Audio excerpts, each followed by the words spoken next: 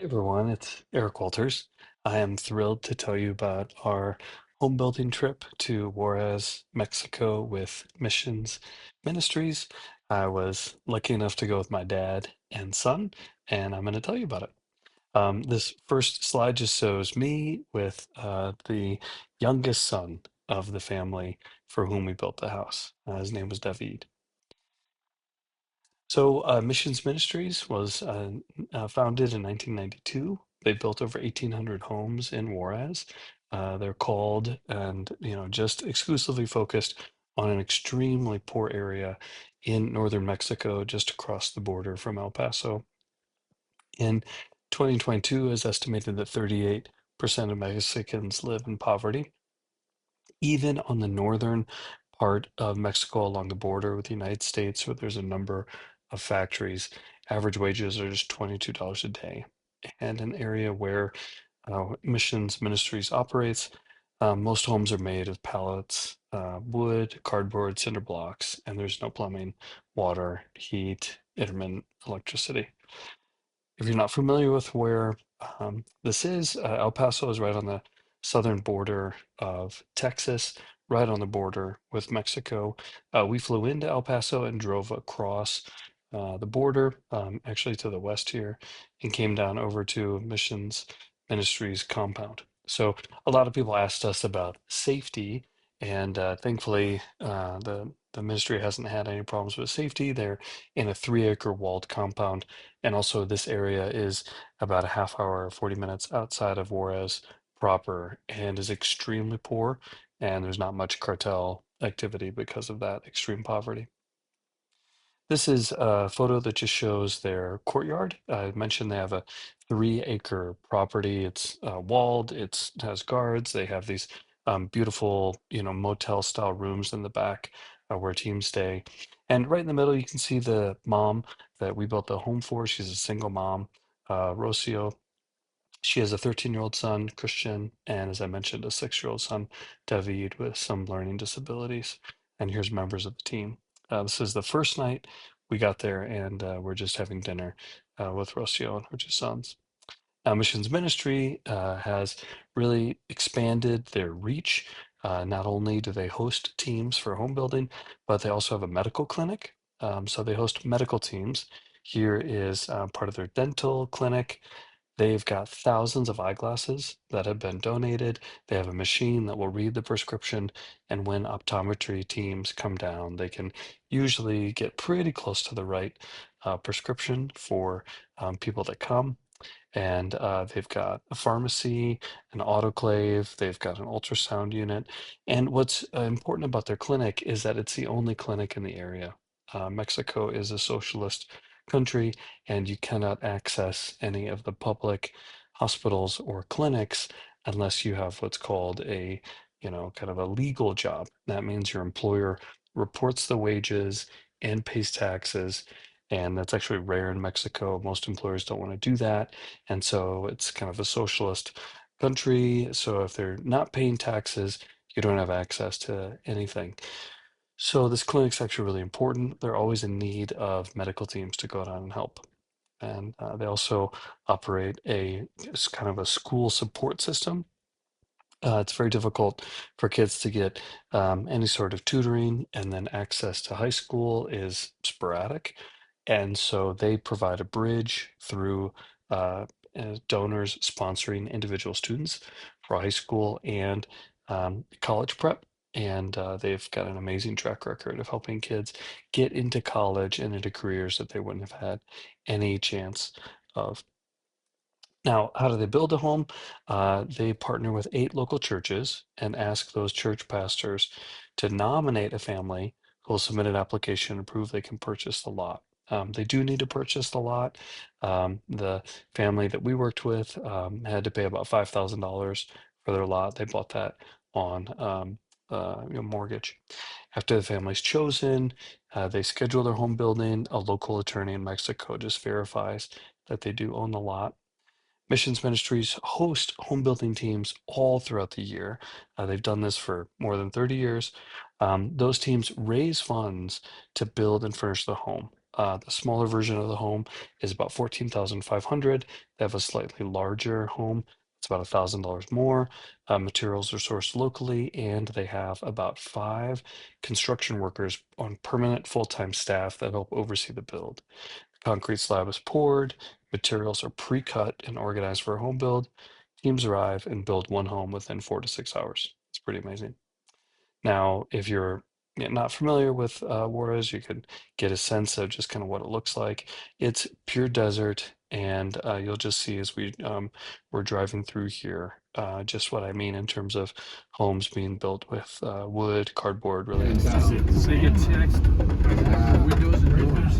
Yeah, sí, le pegas Sí, esas the cosas. one in the También predican, no, you don't mess around.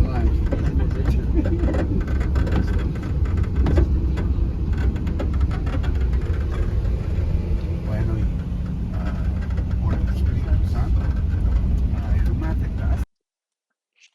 So you can see, why is there a need for a home?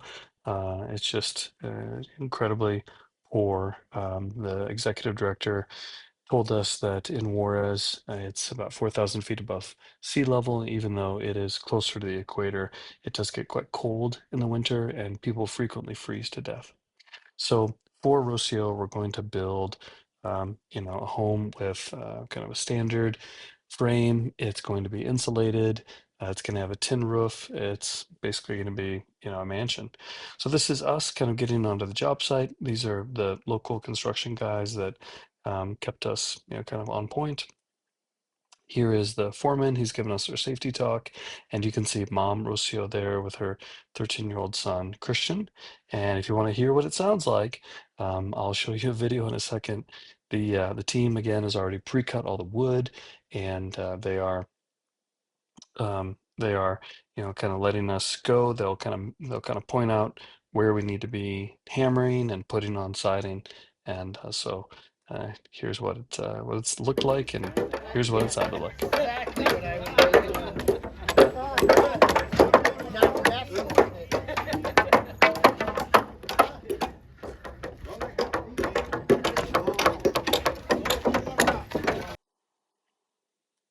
So we're all helping in, and within about an hour, we've put the frame together, we've stood it up, we've tied the walls together. Here's my son and my dad helping out. And then very quickly, they put the metal roof on top with the hurricane connectors, and then they're bringing in insulation, and then we're starting to put up drywall. The family was helping with us the entire time. It's part of the process. We asked the family not only to build, or excuse me, to buy the lot, but also to help build. The mom actually dug the pit for the septic system, and it was about 12 feet deep and 8 by 8. And I'll tell you, that was an incredible feat. So they were working hard. They're definitely very involved. Here's me with the 13-year-old Christian. He really wanted to get involved, but he doesn't have a dad, and it was, I think, a little intimidating for him to jump in. And so I realized, it'd be easy for me just to kind of stick with him and help him. And we just had a great time and really bonded. Here's us caulking the siding on the outside, and then here's us working on nailing in the drywall on the inside. He worked really hard and just did an amazing job. So, we're putting up drywall, and this is probably within about 3 hours. The frame's up, it's insulated, drywall's ready to go, and here's what it looks like. So you can tell it's just absolutely amazing, beautifully trimmed. Got a slanted roof there, real windows, real door. You can see this is the front of it. Looks great. Here's the outhouse. This is going to be moved over the septic system. So the house is wired for electricity, but there is no plumbing. It's fairly normal in Juarez. All the water is delivered to large storage tanks. And then on the inside, we will, kind of do what's called the first drywall mudding, if you've done this before. And we leave it up to the family to hire someone to finish it off. They'll also be in charge of, eventually finishing the cement floor and also hook up the electrical. The mom, Rocio, had arranged just the day after we finished building for the electrical to be hooked up. And then you can see we went to Walmart in El Paso and really helped furnish the home. The family didn't know this, and so when they walked inside, they were just shocked, and it was really neat to see them just overwhelmed. Here is the ceremony where we've kind of called the family back now. This is now the afternoon of the first day, called them back. They are saying thank you. Their pastor is next to them. They're being, very, very emotional. This is each of the team members is just kind of giving a blessing to them and thanking them. And then myself, my dad, and my son were, invited to actually give them the keys. And so we actually gave them the keys, which was really neat. And then we got to watch them walk inside, and it was incredibly emotional. They didn't know that there would be food and furnishings. And so after they got a chance to walk around, I went in and saw Christian, and you can see he is pretty tearful. So it was not a dry eye in the place. The following day, we did not raise enough funds to build a second home, and so the ministry itself, missions ministry, said they needed help refurbishing some of the rooms that teams will stay in. Again, these nice motel-style rooms, and so we pulled out, vanities and painted and helped with water heaters and air conditioners. So it was nice to be able to bless them. And then that night before we left, we went to the church where Rocio attends, and we had just kind of a nice service of Thanksgiving. She got up and spoke, and then her son, Christian, got up and spoke, and so I'll let you hear what he had to say. Quiero empezar agradeciéndoles a todos. I want to start by saying thank you to all of you por hacer algo que mi mamá no daba tanto. For doing something that my mom desired for so long. Cuando ella me dijo que iban a hacer nuestra casa. And when she told me that they were going to build our house. No me había emocionado tanto. I was so excited when I heard these words. Pero cuando llegué y me entusiasmé de repente. And I didn't get to feel this excitement until we got to that place. Tuve una gran emoción que es indescriptible. It was an emotion that I cannot describe. Aunque no vi a mi mamá ayudando mucho. Even though I saw my mom crying a lot. Me encantó ver esa alegría en su cara. I love seeing that happiness in her face. Y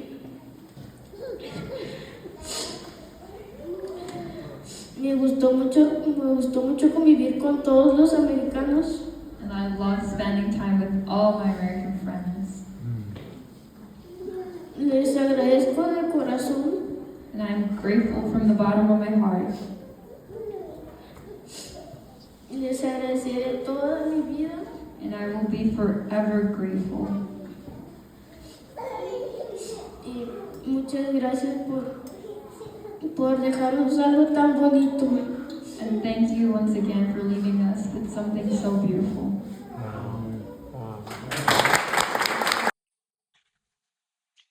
So that is well said by a 13-year-old.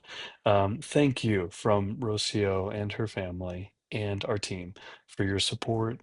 Thank you for your prayers. If you were a donor, thank you so much.